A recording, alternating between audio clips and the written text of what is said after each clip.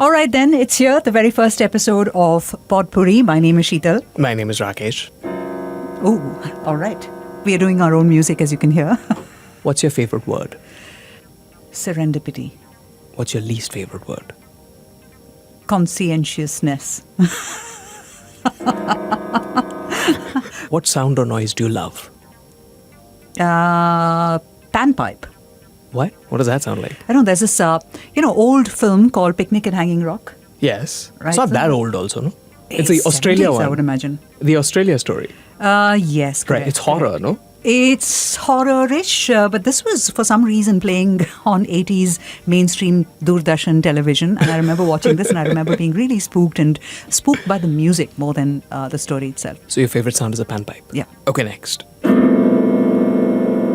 What's the sound or noise you like least? Least? Oh, that's easy. Chalk on a board. I think a million other people tuned in right now putting up their hands. That's true. A million other people indeed. What profession would you never want to attempt? All right, this is a tough one. I'll have to think. These are questions that you're Well, throwing at that's me. Okay, exactly why I'm throwing you off. All right, I think I wouldn't want to be a teacher. You wouldn't want to be a teacher? That sounds harsh. Your mother is a teacher. I know my mother is a teacher and I have corrected some of those papers. If heaven exists, what would you like to hear God say when you arrive at the pearly gates? Go back. Because what? Life is to be celebrated and to be had again and again. All things must come to an end. And if that is the case and you get there, and if God exists and the gates open, what would you want for her to say? What would you want for them to say? Red or white? What's your favorite curse word? Curse word?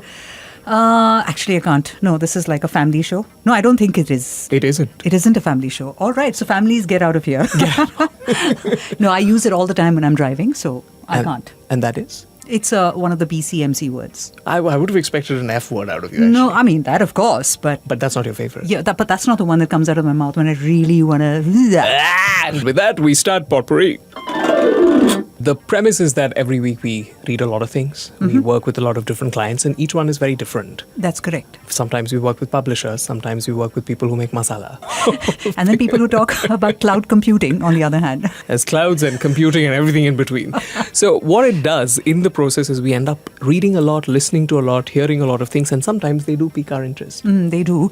And there are several things this week, the week that's gone by, that we Yeah. thought we'd bring to you on this episode that we don't quite know the We're gonna duration talk- of. Exactly. We are big sharers. Learn what we've learned during the course of a week only on Pod Pourri, a magazine that will always be loaded, only on the Podcaster. Powered by Timber Media. You have probably heard us somewhere else, but that is not the point. This is Seetal to reintroduce ourselves, and I am Rakesh.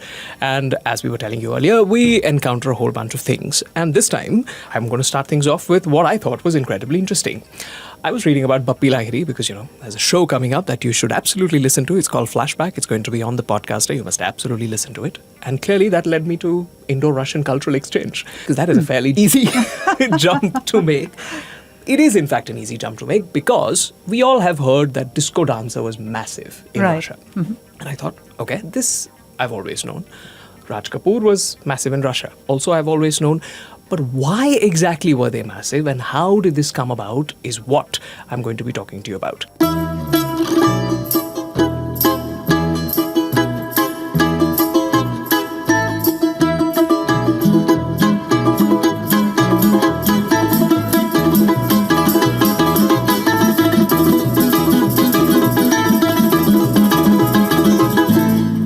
To a lot of us, that is Darling Aankhon Se Aankhein Char Karne Do from Saath Khoon Maaf, which is of course correct. Vishal Bhardwaj was obviously inspired by Kalinka, a Russian folk song, which you heard on the balalaika, a stringed instrument. To a lot of us, that's our India-Russia connection. But wait, there's more.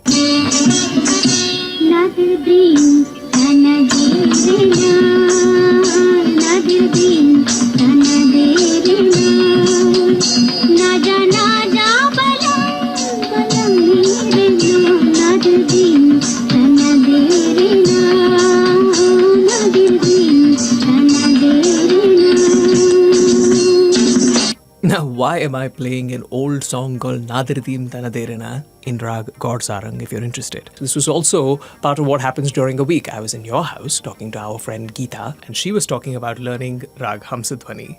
And one thing led to another. We were talking about this song. That is because I asked you about that song. Exactly. And that particular song I remembered was from Pardesi, which was an Indo-Russian joint collaboration film. It was released both in India and in Russia. In Russian, as it happens. Pardesi was directed by Khwaja Ahmad Abbas, whom you will hear about a little later as well. And it was based on the travelogues of a Russian traveler called Afanisi Nikitin, who arrived in India in about 1469, so much before Vasco da Gama.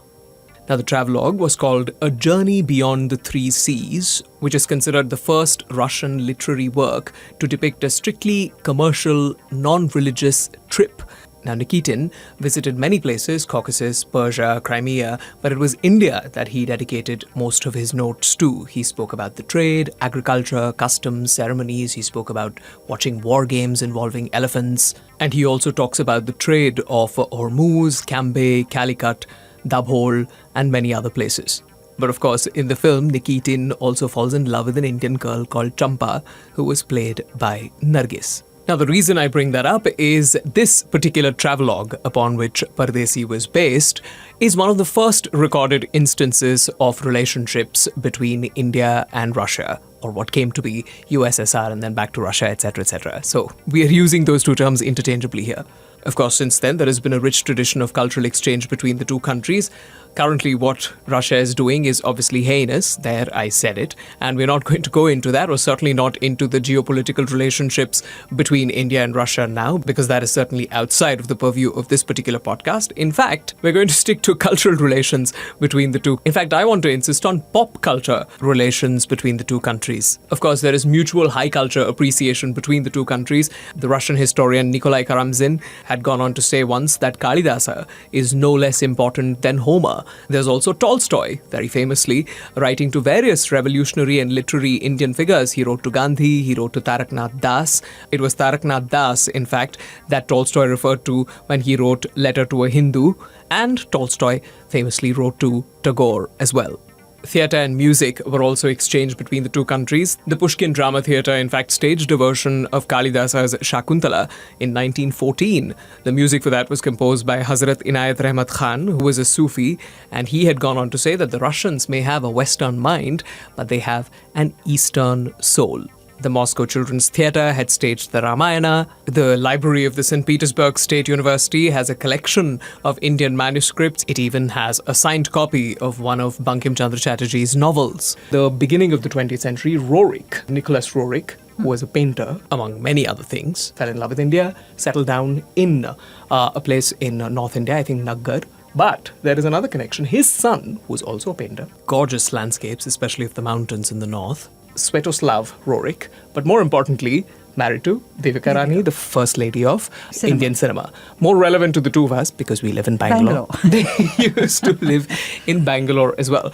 There's also the interesting story of how Russian literature made its way into India in such a mass way. Right after the war, in 1947, there was a paper shortage, and Russia rose to the occasion, and whether it was just the desire to spread Russian literature around the world or to spread propaganda, the answer probably lies somewhere in between. They had all of Russian classics translated into about 13 different Indian languages, and they were being sold for peanuts, for less than 2 rupees. Back in the day, there was a paper shortage, and people couldn't afford books. The common man couldn't afford books, but in come all of these translations of Maxim Gorky and Tolstoy and all of these people, and they were cheap. People were buying them by the dozen. If that isn't soft power, I do not know what is. So that was also one form of Russia's influence in India. And I, in a family who didn't really buy books a lot, I had a small little children's book called Tales from Russia, Ukrainian folk tales. Beautifully illustrated, incredibly cheap, available to everybody. So that is one way Russia had sort of got its hold on India. But this high culture, I'm not particularly interested in. I want to know how Disco Dancer made it big in Russia. But that story starts in the 1950s.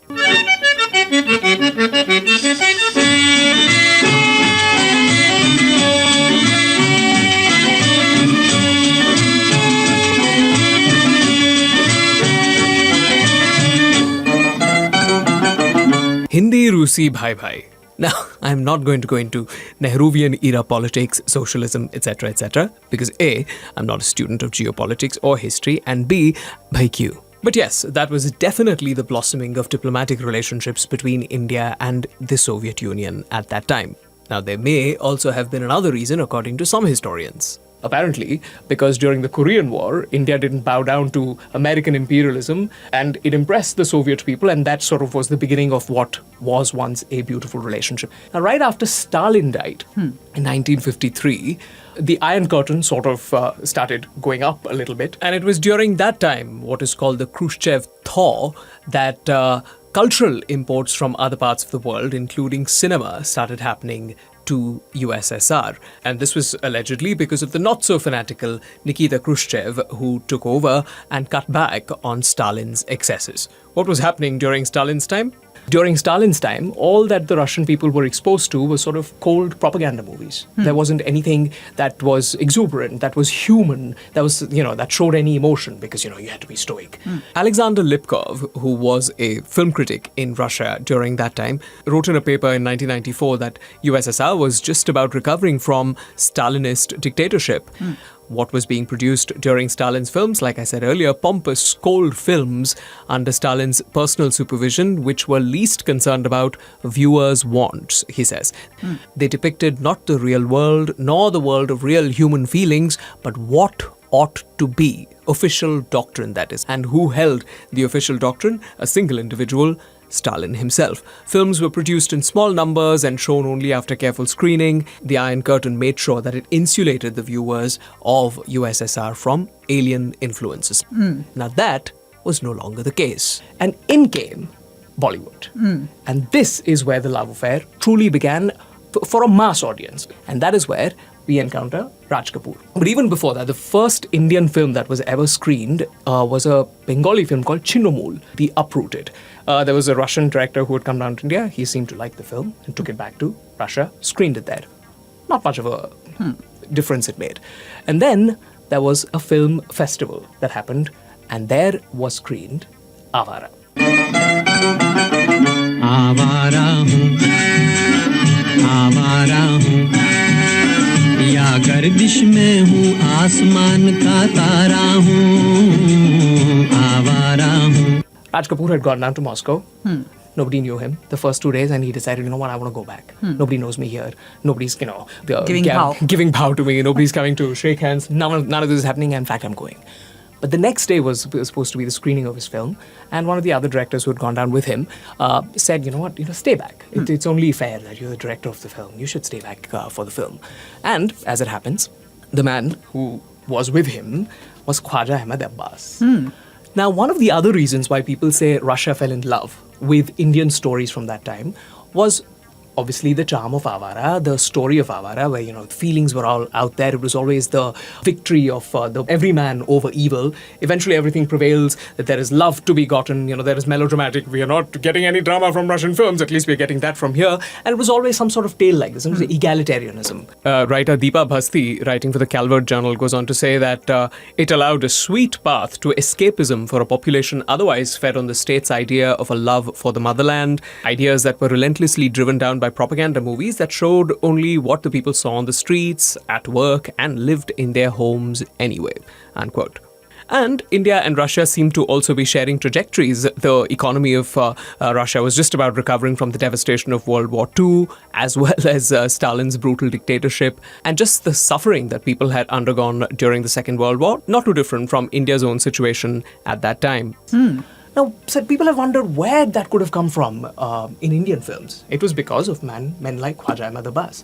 K. Abbas was one of the writers of RK films for the longest time, and he wrote Awaara as well. And he has been described as a romantic lefty who was quite attracted to the Soviet experiment. He also came from IPTA, the Indian People's Theatre Association, which also had other famous members like Kafi Azmi, Sardar Jafri, Balraj Sani, Salil Chaudhary, Pandit Ravi Shankar even, Prithviraj Kapoor, among others. Raj Kapoor himself was not part of IPTA, but K. Abbas, responsible for so many films like Shri 420 or Jaagte Raho, Char Dil Char Rahe, and of course Awaara, was very much part of IPTA.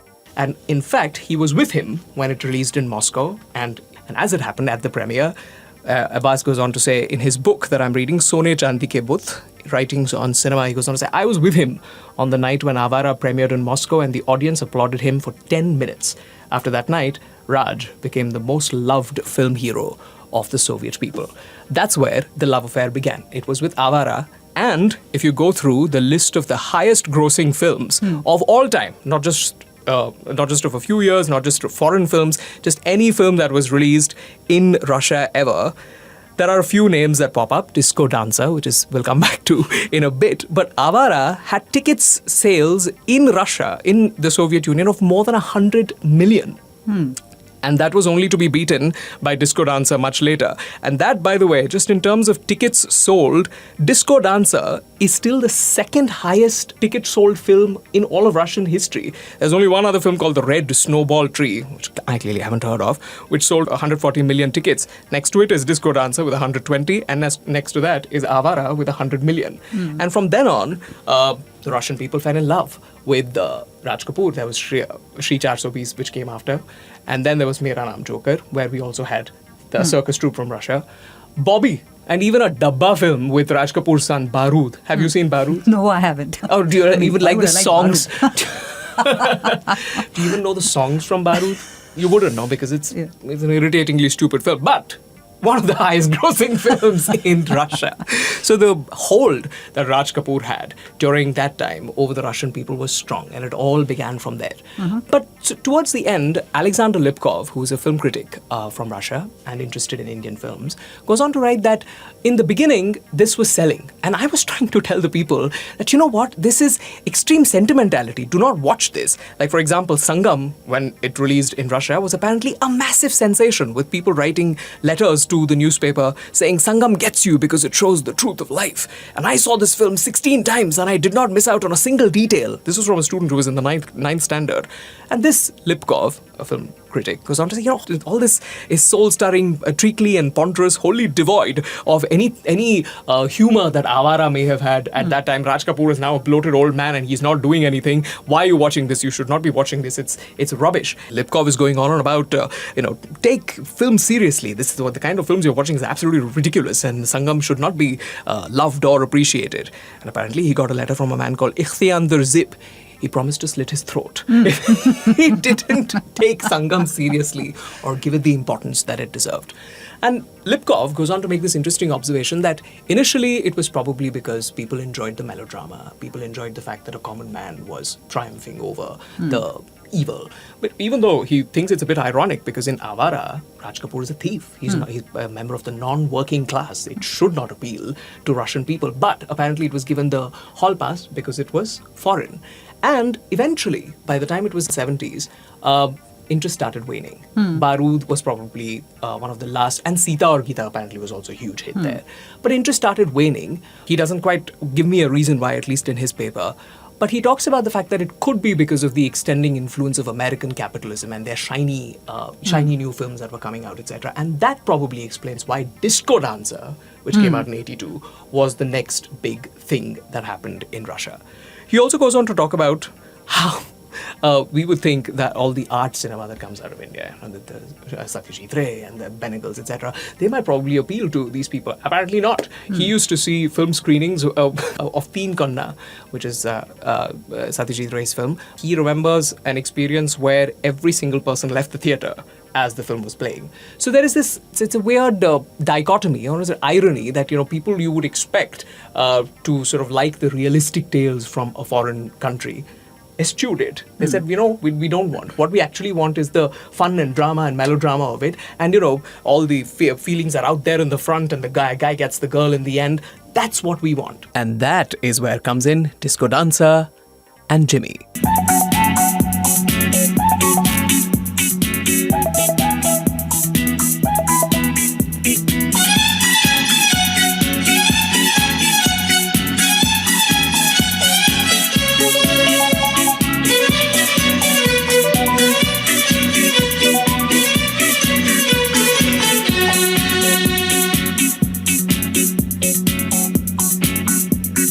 Jimmy, Jimmy, acha, acha, acha.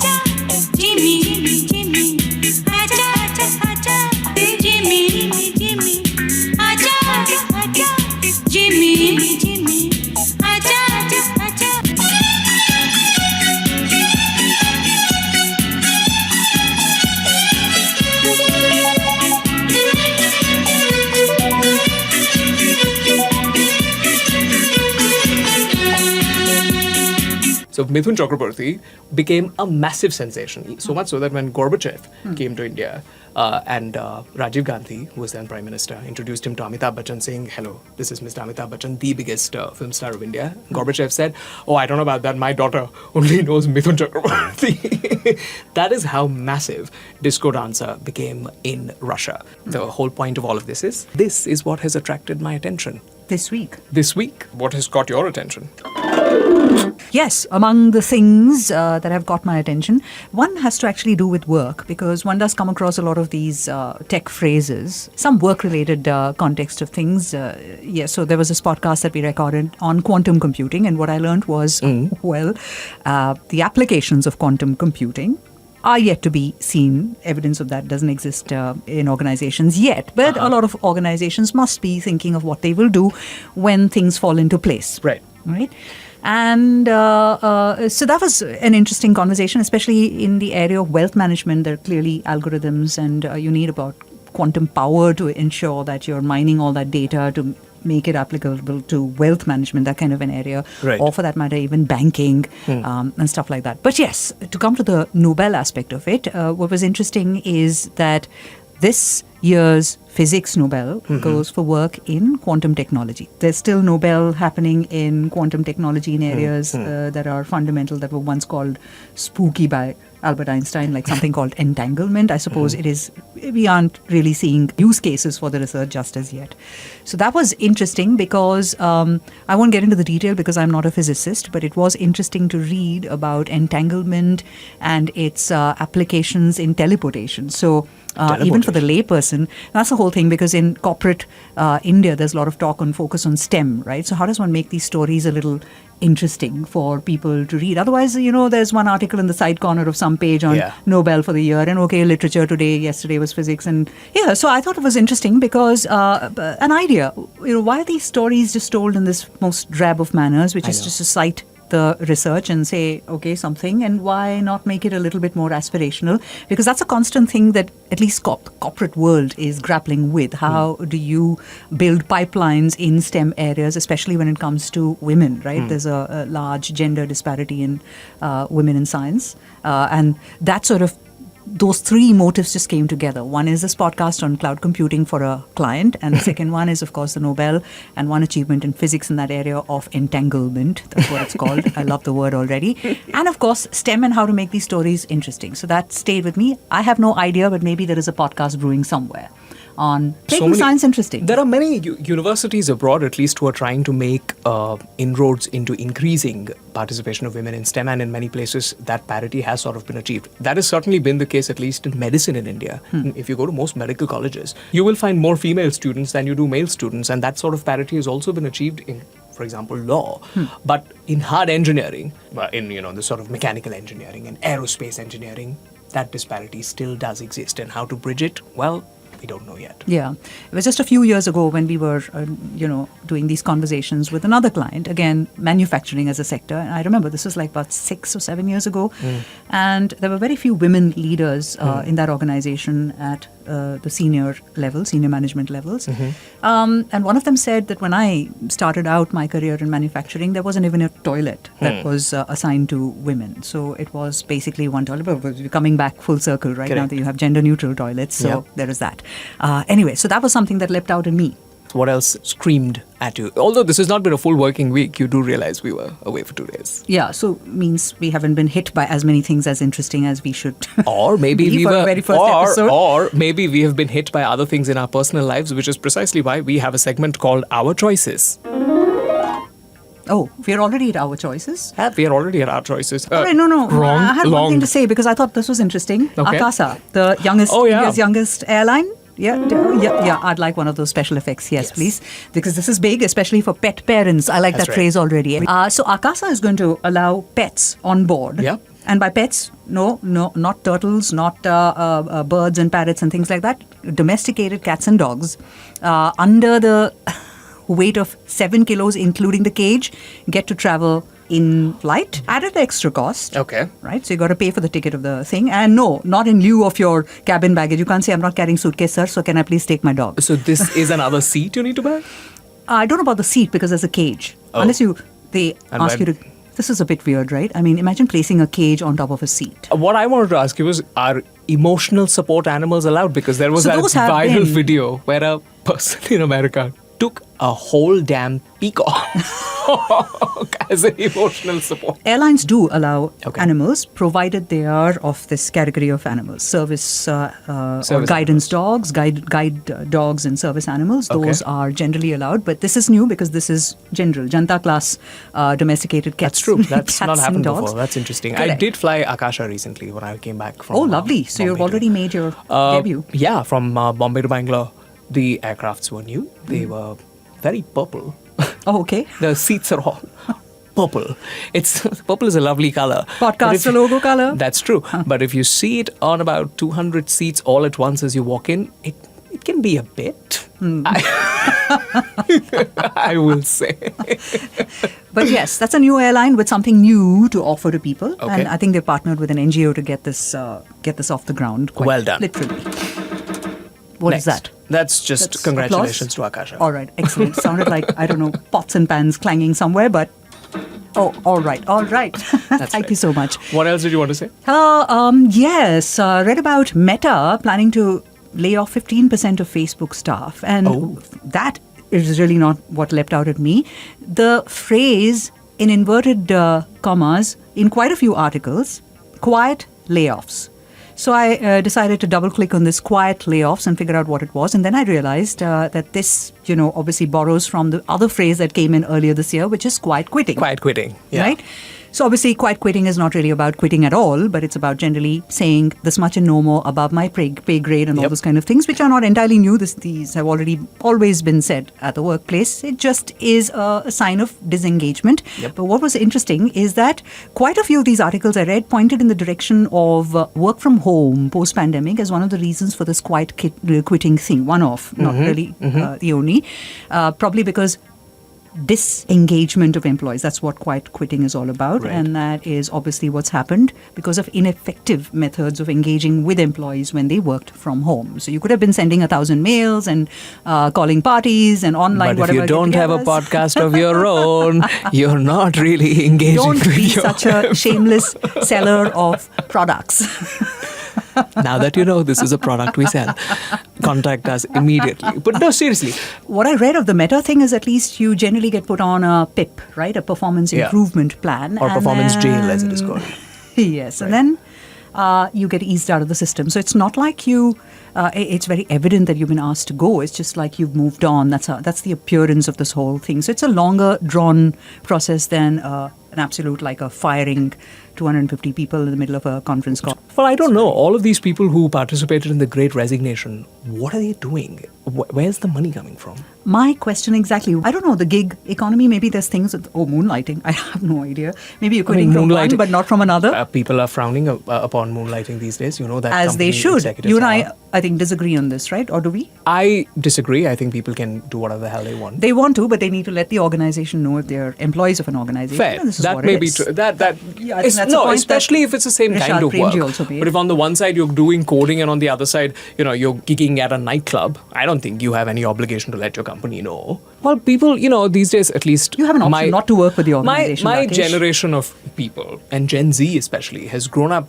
very much with the idea of we are self-realized individuals who can do what we want and we shall not be beholden to some draconian rules No, you don't. that Yeah. companies impose upon us. And I tend to agree with them in spirit that, you know what? I just feel then if there is an organization that has decided that I'd like for people to come and tell me this is what they're doing, if they're doing it, and it's fair. I mean, if this is the nature of work that they don't need to tell me about, but it's all out there, then that's fair, right? If you don't want to work for that kind of an organization, I'm sure there are plenty of others. Why would you say no? I want to work with you only, but why no, would you change why your would policy. That's but not why cool. would a company in 2022 still have those draconian rules which seem straight out of like 1980s? Now, you think it's draconian, but there are a lot of things that matter. Now, today, it's very clear to you that that the tech that organization is using is completely different. Sure, mine is also a tech company, but the moonlighting wala company, different tech.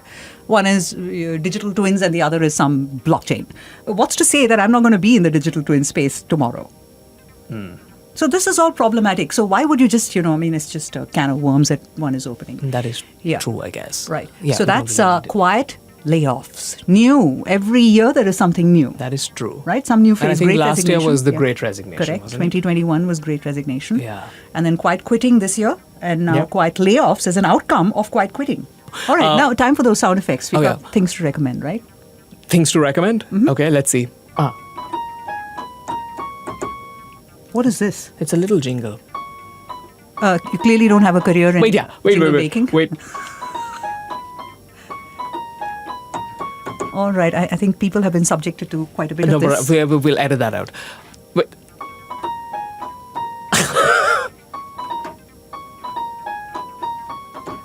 Wonderful.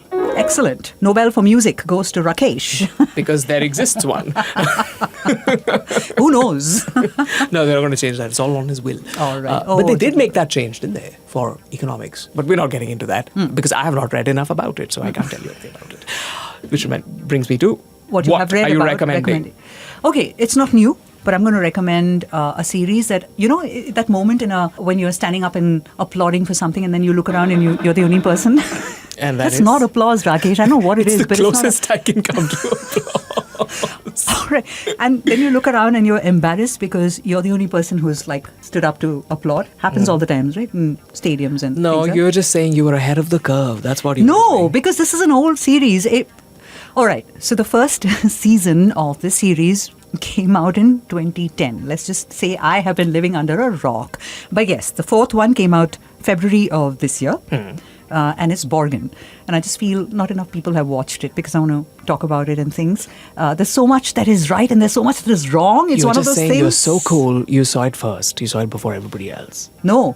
You didn't see it in 2010. Nobody wants to talk about it. Who watched anything in 2010 on OTT? I don't know, man. You had to go to National Market in Bangalore to go and That's get true. That's I true. did wired that we way. do not support piracy. No, we do not. But there was a time when there wasn't an option. Now there That are is true. options. So please do the right thing. Always do the right Borgen thing. has a fourth season now? Yes, it's out and it was very good. And I think the series is fantastic because I haven't really seen too many people, politicians, real or on screen, who occupy a centrist ideology. But here was one woman in power. Apart from the whole feminism, post-feminism, I don't know what the terms are really. Honestly, I really get annoyed when people try to make sense of a point of view or something, throwing these words. But nevertheless, so Borgen, to come to that point, is a series to watch simply because a woman protagonist and pretty much the entire show is held by the actress. Bridget Nyborg is her on-screen name. I will not get into the Danish name. Knudsen. Knudsen? I don't know. Knudsen? Do they Knudsen, make the K surname? silent? Knudsen? What? I don't know. I genuinely don't know. We'll Google it and come back the next time. No, actually, we won't. We won't. Why would we? Borgen is a series to watch. Yeah. It's, I think, on Netflix. I should know that, right? I think it's on Netflix. It is on Netflix. It is on Netflix. Yeah. All right. So that's a thing to watch. Also, women, I would specifically say, please watch because it's interesting. Or maybe for me personally, 2010 to 2012, 4 seasons of it. And 2010 is also when I was responsible for an organization, so that I saw many things, mistakes, the kind of mistakes that I've made. Pretty much she makes. As well. The kind of emotions that we struggle with every day, all of that is there. And of course, a lot of the season 4 came in for a fair bit of criticism because they said, is this, actually feminism, post-feminism, or is it, one weird form of sexism? So there was all of that as well. Well, you make sense of all of that. Yeah. So that's my recommendation. Okay, very good. Thank you. I have to say, The Good Fight. You were saying all the things that also sort of apply to The Good Fight, which Yeah. is a spin-off from The Good Good Wife, which you and I both like very much. I definitely like it very, very much. I would need a glass of wine right now. I know. What joy she used to experience when she would She just uncork pour. a hat. Yeah. Oh, they were pause, They were capital pause, P. right? Yeah. Yeah. Hard And Rock Good Cafe, Fight. Bangalore in the old days pour. That is true. Yeah. That's probably also where I had my first glass of wine, as it happens, all the way back in 2008. Sula, Satori, Merlot. Brands. We're talking about you. Shamelessly. Bring us. The Good Fight has started. It's last season, by the way. 6 seasons already. This is the 6th one, and this is the story of Diane Lockhart, Christine Baranski's character, who is my favorite from the show, because Juliana Margulies, her character had issues. But anyway, apparently, as it was revealed to us in the second episode, Peter Florrick is back in jail This is just them giving us context. Alicia Florrick has a law firm of her own in New York and doing well, apparently. So, they're keeping alive the possibility of a return of The Good Wife or whatever. But I do want to recommend The Good Fight because it is jolly good fun. It's not this heavy legal discourse coming at you. It is very contemporary. It talks about a liberal woman's plight and how she faces the world in the Trump era. It is picked straight out of the news, and the performances are excellent, as it used to be the case with The Good Wife. And because, we don't live in New York, we are not exposed to Broadway, we do not have the good fortune of going and seeing all the shows and the great actors and singers and performers that come there. But because this show is shot in New York, all of those actors have guest appearances on the show. Which was the same case with The Good Wife as well. So what you end up seeing is not only incredibly interesting storylines, but also very, very good actors. And it is a show I cannot recommend. Every time the new season comes out, I'm out there saying, watch The Good Fight, watch The Good Fight. Nobody's watching. But watch it, because it's almost come to an end. That's one from me. That's all, right? You don't have any more recommendations? No. Our attempt should be to keep things tighter. Yes. Right? I mean, we can say these things on air, right? Of course, you can say anything. We can say these things on air. So, yeah, keep things tighter and probably get in a few more voices from the Timber family, the podcaster set of anchors. That's what we'll do the next time. But this is just to set ourselves off the ground. It's also kind of fun to just sit and talk without really much of an agenda. Although we did have an agenda in the beginning. I spoke far too much about India and Russia. But that was interesting, by the way. Yeah, I don't know. That could have been a podcast on its own. You've just wasted a whole show. Yeah. Nobody's listening It's to like this. more work. I can just rework I'm quite this quitting. into something else. As you can see. And we do need a drink. Yeah, we do need a drink, but it's not Friday when this podcast is being released. Well, we are being every day entirely is Friday. honest because we are not selling you the notion that this is live, so madam or other. No, so it is Friday when we're recording this, and we do need a drink. And now that we've thought of Alicia Florrick and her mugs of wine, that's probably what we'll do. Until the next time you hear from us, which is going to be on any of the many shows that we have. There is one called Conversations with Friends, which talks about how young people deal with life. I say young people because, I am not one. There is also Flashback, which is the show on whose debut episode you'll listen to a whole bunch of Bappi Lahiri. You do not want to miss it. It's actually really fun. I'm looking at all the notes I have for it. It's kind of fun. That'll be with Seetal and me again. But Flashback is going to be with Seetal going forward because she'll bring to you what she used to bring to you 20 years ago. Flashback. Old stuff. Then we also have The Way We Were, which I hope you've heard already. It's a show on exploring today through the lens of yesterday. And on this episode that's out, Arima is talking about Blonde, a panned film. Nobody seems to have liked it. And she uses that example to talk about the presence of women and what roles they've got to play and they've had to play in a system that has traditionally, historically, always been pitted against them. So violence, power, sex, and exploitation and how women fit into all of it is the subject of that podcast. I highly recommend it. Adulting is what Conversations with Friends is going to be all about with Neerja and Ahalya. And that's coming up next, but they've already spoken about therapy and what their experiences have been with therapy. One has liked it, one has not quite, and the both of them don't quite know where they stand on it. So it's an interesting conversation to listen to, so please do go do that. And if you've stayed with us until now, which is a long time, thank you. Applause. Where's that applause when we need it the most? This is... listen, I have got this. This is the most Casio I could manage. All right then. All right. Thanks for listening. Bye. Hit stop, yeah. From the ridiculous to the sublime and everything in between on Pod Pourri. Pod Pourri? See, I even like bad puns. That's how I roll. Only on the Podcaster.